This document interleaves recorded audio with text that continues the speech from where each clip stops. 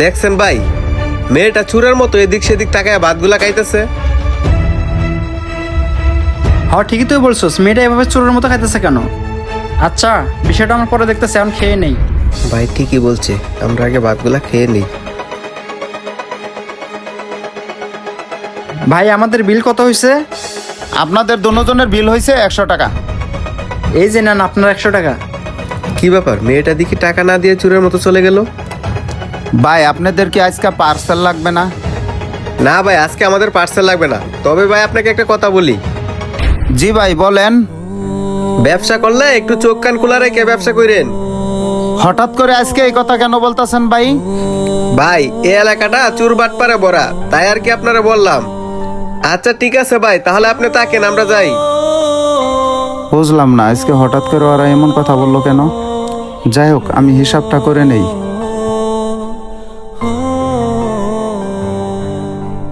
আল্লাহ, আজকে তো দেখতেছি এই হোটেলে কোনো কাস্টমারই নেই। তুমি এই হোটেলে কাস্টমার দিয়ে ভরাই দাও, আমার খুব ক্ষুধা লাগছে। আমিন।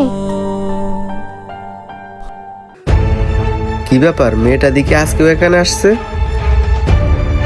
ভাই আমার পার্সেলটা রেডি হয়েছে? হ্যাঁ ভাই রেডি হয়েছে, এই যে আপনার পার্সেল। যাক, আজকে সময় নাই, ওরে আর একদিন হাতে নাতে ধরবো। কি ব্যাপার, পিচ্ছি দেখে আজকেও টাকা না দিয়ে চলে গেল? ভাই আপনি একটা জিনিস খেয়াল করছেন? এই যে আপনার দোকানে একটা পিচ্ছি মেয়ে এসে খায়া বিল না দিয়ে চলে যায়। ভাই ও এমনই। এই তো পাইছি। এই পিচ্ছি, এই পিচ্ছি তোর আয়। ও আচ্ছা এই কথা ভাই। এই যে ভাই, এই পিচ্ছি মায়াটারে ধরে আনছি। আপনার হোটেলে প্রতিদিন খাইয়া টাকা না দিয়া চুরের মতো চলে যা। আরে ভাই আপনি এটা কি করছেন? এই মেয়েটাকে কেন ধরে আনলেন? আরে ভাই হাত ছেড়ে দেন। আরে ভাই হাত সারতে বলছেন কেন?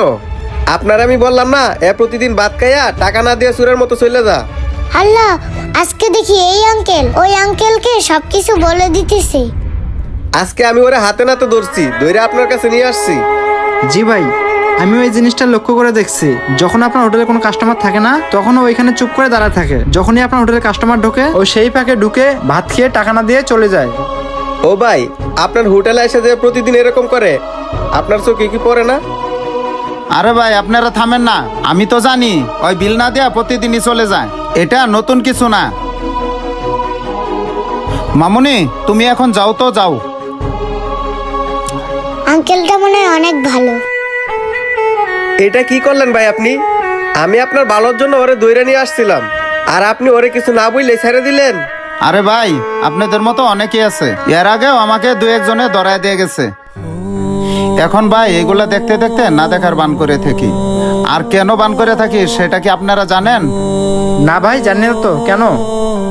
ওই যে আপনারা বললেন না, যখন আমার হোটেলে কাস্টমার থাকে না, ওইখানে তখন চুপ করে দাঁড়ায় থাকে।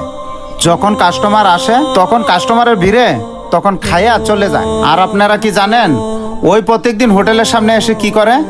যখন দেখে আমার হোটেলে কোনো কাস্টমার নেই, তখন বাইরে থেকে দাঁড়াইয়া আল্লাহর কাছে 2 হাত উঠাইয়া মোনাজাত করে।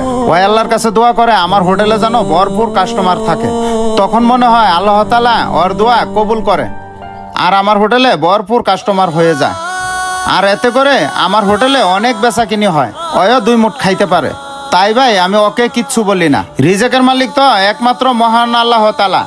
হয়তোবা আল্লাহ তাআলা আমার হোটেলে তার রিজেকটা লিখে রাখছে, তাই তো আমার হোটেলে এসে 2 বেলা খানা খেতে পারে। তার জন্য ভাই দেখেও না দেখার বান করে থাকি। এবার বুঝতে পারছেন ভাই ওকে কেন কিছু না বলে ছেড়ে দিলাম? সত্যি ভাই, আপনি যেভাবে ভেবে দেখছেন, আমরা দুজন সেভাবে ভেবে দেখিনি। আর আপনি সত্যিই বলছেন, আল্লাহ পাক যার রিজিক যেখানে লিখে রাখছে সে সেখানেই খাবে। হ্যাঁ ভাই, এবার তাহলে আপনারা ঠিকই বুঝতে পারছেন। আচ্ছা ঠিক আছে ভাই, আপনি তাহলে থাকেন, আমরা চলে যাই। খায়রুল চল। এটাই বাস্তবতা, আল্লাহ যার রিজিক যেখানে লিখে রাখছেন তার রিজিক সেখানেই থাকবে। ভিডিওটি ভালো লাগলে শেয়ার করবেন।